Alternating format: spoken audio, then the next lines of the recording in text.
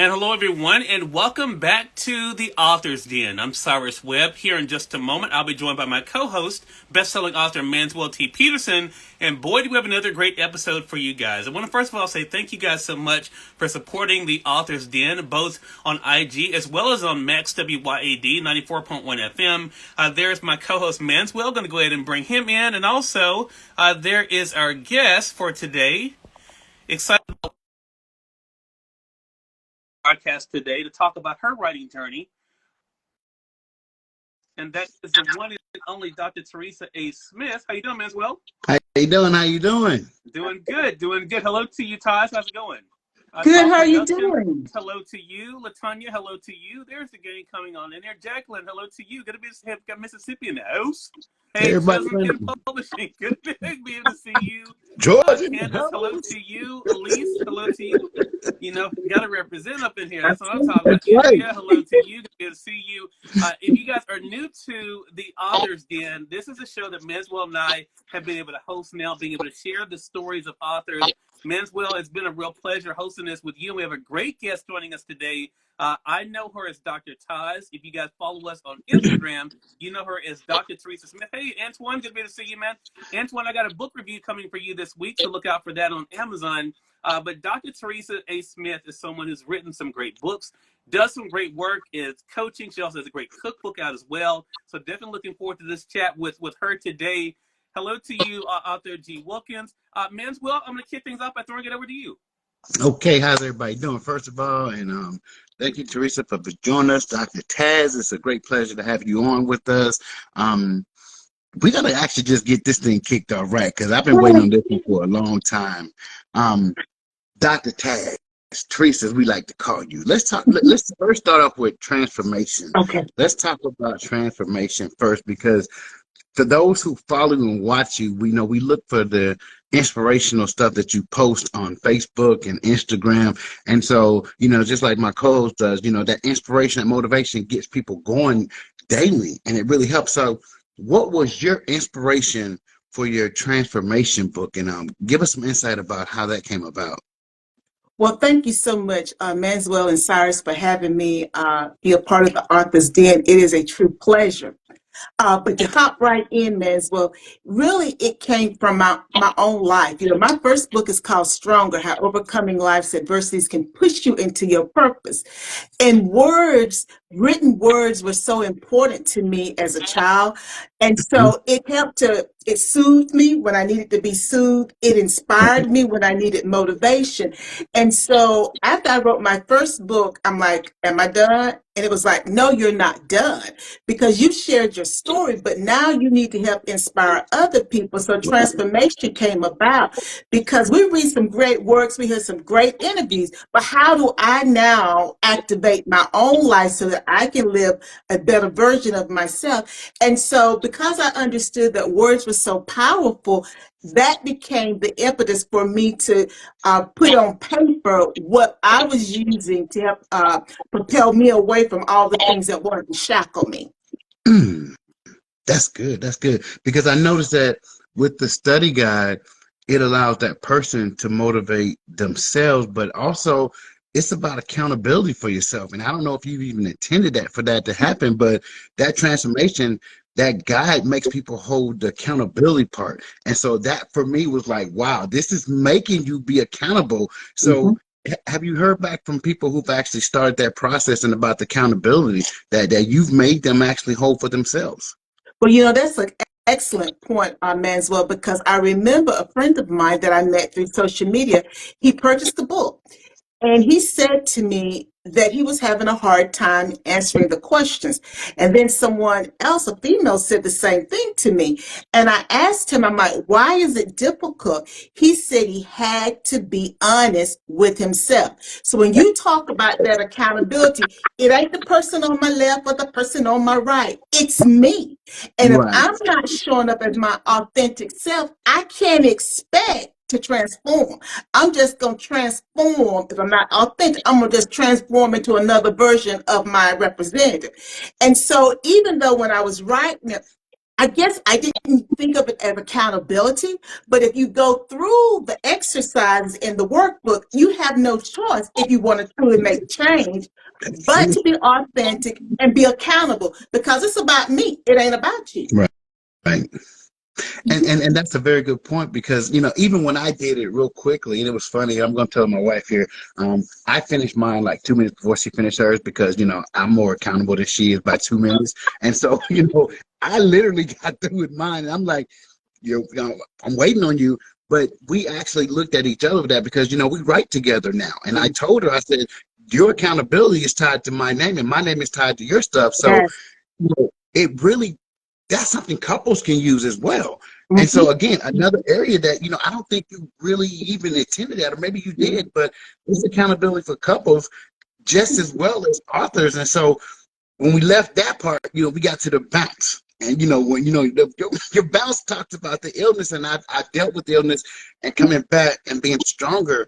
And again, accountability goes back to that. So what brought about that storyline from you, that book? Because again, another great follow-up piece. And I just, I'm just sitting here in shock and awe, and I loved every bit of it because you really make people say, hey, I got to do that for myself now. Well, Manswell, I used to have, and I still have these philosophical conversations with my mother, and I can remember them because when I get an idea, she's my go-to person to share things with. And before, maybe about 5 years ago, I was talking to her, and I remember it very clearly. I was getting out the car, getting ready to go in the house, and we talked about the fact that people don't really know themselves. And maybe Right. I said it in a different way. She's like, I don't know what you mean. I said, people don't really know themselves. They know the version of themselves that they want to share with people. But do we really know who we are? And so when you down fast forward to the bounce back, I thought I knew who I was. Okay. I thought I had it together because I'm stronger now. I gone through the transformation. And then the bounce back knocked me down on my bottom. Because what I realized was you've done all this work, but you lost sight of what was most important, and that is the person first. And Wow. because of that, I took on too many projects. I took on too much responsibility. I didn't rest. I didn't eat properly. I didn't exercise, on and on and on about what I didn't do. And so I got up from my desk, and within probably about 2 hours, I was in a hospital on a morphine drip. So it taught me that I had to be really authentic with myself. Who was I doing all that stuff for? Was I Right. doing it for me, or was I doing it for acceptance by other people? And if I'm doing it for other people to accept me, then I need to go back to transformation Wow. because I'm not the strong person that I thought I was. I should be able to do things that I want to do because it means something to me, not that it means something to someone else. So again, that's how the bounce back came about because I lost myself and I thought I knew myself. I thought I had myself under control, but I didn't until I landed in the hospital and out of work for 4 months. Wow. So Now I this won't segue, accountable to me. now this segue is going to be great because it leads into what my last part I want to get to do before I turn you over to my co-host here. The cooking and the recipes.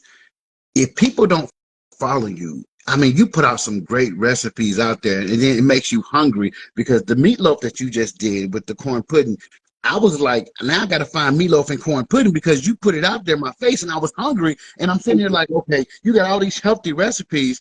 It's the same stuff that people love. So talk to us about, that part, the healthy recipe part, because literally for people like me, I'm a diabetic, that makes my life easier. So tell us about your inspiration for the healthy cooking part because that's just amazing. Well, we're going to go back before 9/11. I changed my eating habits then because I had low blood sugar and I still have low blood sugar. And so, you eat small little meals a day. Then we fast forward and I had an undiagnosed thyroid issue for a whole year.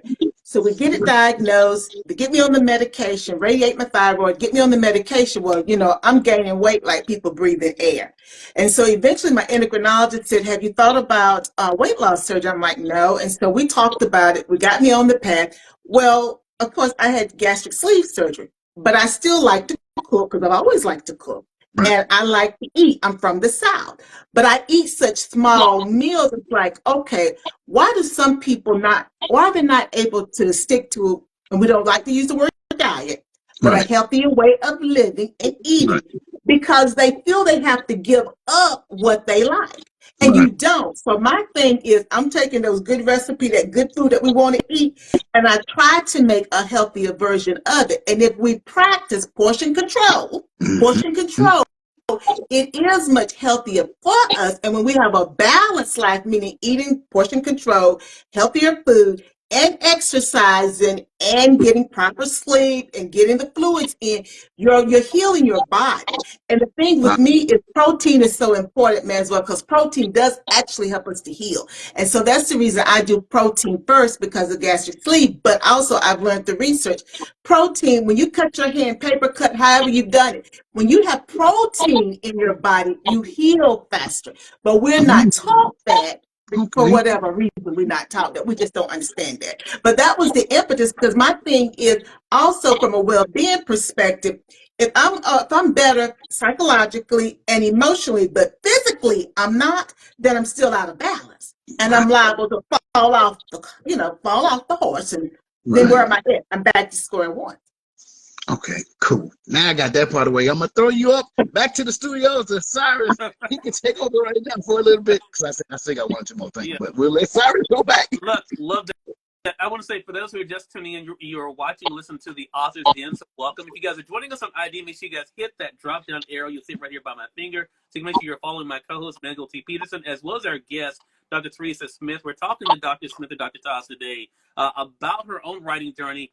I want to say hello to everyone that's been coming in. And I pinned a comment from your wife, but Tanya Manswell said, accountability is very important for Yes, couples. Great book, Ties. So thank you. congratulations there. So, Taz, I want to talk to you about something I thought about when I was prepping for this, about the basics of writing and Mhm, publishing. Because for a lot, you and I've never really had these conversations, but mhm, for a show like this, I think for people who are thinking about writing their autobiography or sharing something personal for them, I want to talk about the decisions you had to make mhm. when you were doing it. Because as you mentioned, your very first book, Stronger, you're literally front and center on the cover of that book. How did you make the decision, Taz, for your very first book that you wanted to be on the cover yourself and to be able to share something so personal? Well, Cyrus, think about it. I didn't have name recognition, Mm-hmm. and I wanted people to know who I was. And that's, to be honest, I wanted them to understand I am Dr. Smith, but I wanted to understand I'm Black female from the South. And, I was at different places in my weight. Well, wait a minute. I hadn't even had the gastric surgery when that book was written. Mm-hmm. Wow. So I had been going up and down. I had lost weight because I had the thyroid issue, and I was on my way back up when that photo was taken as far as weight. So I wanted them to see who I really am. And I thought it was very important for my first book, since I was talking about my life, that they saw me for the person that I was. And so I'm like, okay, you got to be on the cover because of that. And for those out there, Taz, who've had very personal things happen to them, you talk about trauma that you've experienced in your life in a lot of different forms.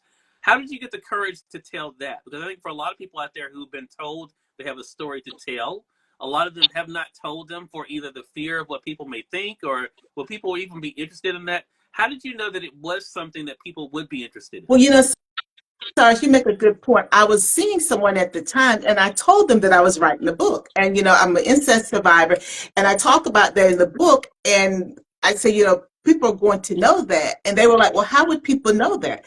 I said, because I'm writing about it in the book. Well, that was not something that that person could conceive of based upon their experiences. So that told me that I had to be true to myself, first of all, because my story is my story. I cannot deny my story, because to deny my story denies a part of who I am. Right. And then there is no accountability, because my story makes me the person that I am. And so I just had to buckle up, as Betty Davis would say, because I knew it was going to be a bumpy ride. I told my parents, I said, I'm putting it out there. Now, I don't know if they understood really what I meant, because I told them I'm talking about all this different stuff. But, I was very conscious about how I talked about it. because I realized, yes, it's my story, but I owe, how do I want to say it? I have to be careful how I tell my story because I don't want to hurt other people by me telling my truth, because my truth is my truth, but I don't want to become a person who inadvertently hurts other people. And so I prep them for it, and then the rest is history. It's out there for the world to know because I think it's important. Yeah. I want to ask you one more question in relation to that, Taj, and then about after it came out. Because one thing I thought about too was I thought about my grandmother. And part of my story is that I share all the time is I'm a country boy from Mississippi, no college education. And my grandmother heard me speak one time at an event. And she asked me, she says, why do you tell people that? That may make them not want to work with you because you don't have a college education. And I thought to myself, one, you know what, I never thought about it in Uh-huh. that way. You know, I guess because I thought I was making a connection. I said that to say not everyone is going to think your sharing is a good I a know. good thing. That's true. That's Mhm. true. And so because they're going to say, oh no, you know. So how did you ever have any trepidation, ties of being looked at as a victim rather than a survivor? You know, Cyrus, I I didn't because I will say this. I knew, how can I say this? I don't know how to say this, guys, because I hadn't thought about it and trying to put it into words. Mhm. I never did. I think if I buy into that, then I'm buying into other people's perception of who I am and who individuals are who have overcome trauma. And Right. to me, that's your issue. That's Yeah. your issue. Right.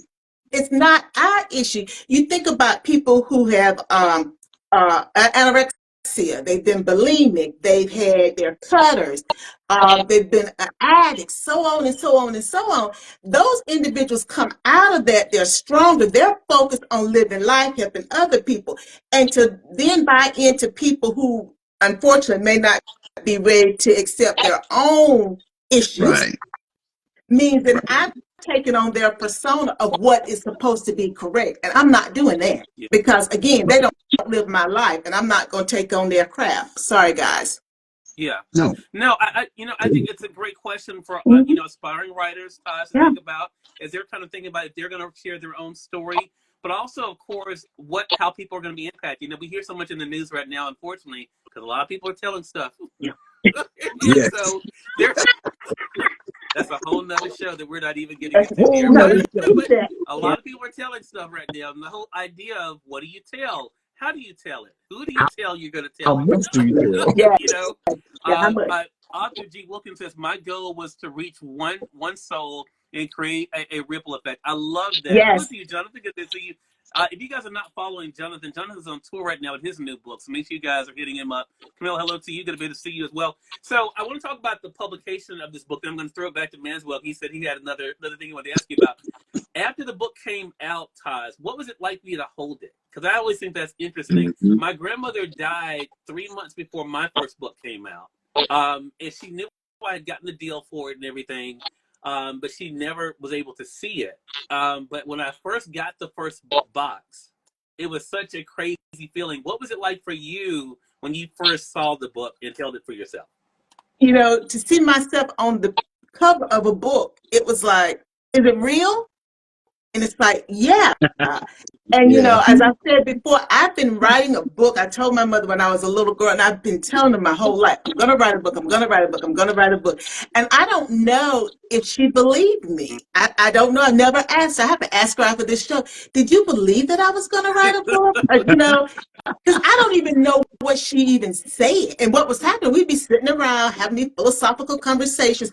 And what I used to say, guys, was, because it's all I understood at that age, because I wasn't even 10 yet, I don't think. I said, I want to write a book about self-esteem Mm, because I Mm-hmm. think some of the issues that, you know, we see people out in the community, I won't call it a big, but in the city, and they seem to have some issues. And I would say, oh, it's a self-esteem thing. And I want to write a book about self-esteem. And I said that all the way throughout my time at my parents' house. And so for me to finally do it, it was like, oh my God. But I tell you, Cyrus, it wasn't until I started writing Transformation. that Mm. I realized I was really writing the book that I used to talk about as a little girl. Because think about it, I got the declarations and stronger and all that. So it gets lost in the narrative. But with transformation, I don't have a lot of narrative. It's that workbook, as Manswell said. And then it was like, now this is the book that I kept talking about because it's to help people. And that's what it's all about. And even with the bounce back, it's to help you. You know, self-esteem is not the correct term. Now I would call it emotional well-being because that impacts so much of what we do. But self-esteem was the only term that I knew at that age, that I knew I wanted to impact that for Love folks. that. Author G. Wilkins says full circle moment there. Absolutely. Mentor, I'm going to throw it back over to you, and then we'll let our audience know how to stay connected with Todd. Okay, cool. One, I'm grateful that you actually wrote your books, Dr. Taz. I always tell people, write your book. People always ask me for advice all the time, and I tell them, you write your book, there's an audience for this. But I gotta ask this question because I ask every author this question, no matter, what time of the show it is. When you write, do you like to write with the noisy in the room or silent in the room? Because I think that's a very important thing. People have different, values on noise, no noise, family in, family out. Tell us your procedures that you actually love. Now, let me tell you something, Manswell. Because I've been following the show. I made a statement, probably was to my sister recently, that when I was growing up and I was studying for tests and things like that, I always wanted to have the TV on Right. because I'm a TV person. And I think in my subconscious, if I was like saying the little speeches at church and I had those pieces and stuff for Easter, I would go back in my mind, I would visualize, oh, you were watching I Love Lucy, and then I could remember my speech. Okay. Now, I don't like distraction when I write. But what Mm. I have noticed is, and this is my go-to thing, guys, I don't know why, because I like quiet. I will have on instrumental Christmas music. I don't know why. And if it Yes. then goes into the relaxation spa music, I know it's there, but it doesn't bother me. I Right. can't have music where they're actually singing. I like to sing, so because I'd be singing and I wouldn't be thinking. But I like, I know it's crazy, even though I talk in songs sometimes. But again, I can't have that part of my brain active. I gotta have something. And my go-to is instrumental Christmas music. I don't know why. Cool. All right, back to you, sir. I wanted Love that that. answer. Well, Taz, it's been great having you on with us. What a great conversation. Thanks to all of you for joining us live and for our radio audience tuning in at Max WYAD 94.1 FM and WYADonline.com. Glad you all could be with us. Taz, let our audience know how can they stay connected with you? Well, the best thing to do is follow me on Instagram, Dr. Teresa Smith, and in my bio there, it has all of my other social media handles, website, etc. And please feel free to reach out to me. And I see some other folks are joining. Hi, Melissa. Thank you. Melissa, great to be able to see you at Manswell. For our radio audience and those joining us on IG, how can they stay connected with you? Hey, everybody can find me at Manswell C. Peterson on all social media platforms. I love everybody. If you reach out to me, I'll call you back. That's what I do to all my readers. All right. Positive 365, thank you so much for that. I'm glad you could be able to join us. And we definitely thank all of you for tuning in to this week's episode of The Author's Den. We'll be back with you guys in 2 weeks for our first episode of February. So make sure you guys stay tuned. Until then, I'm Cyrus Webb, joined by Manswell T. Peterson and I guess Dr. Todd saying thank you for joining us. We'll talk to you soon. Take care. Thank you. Bye-bye.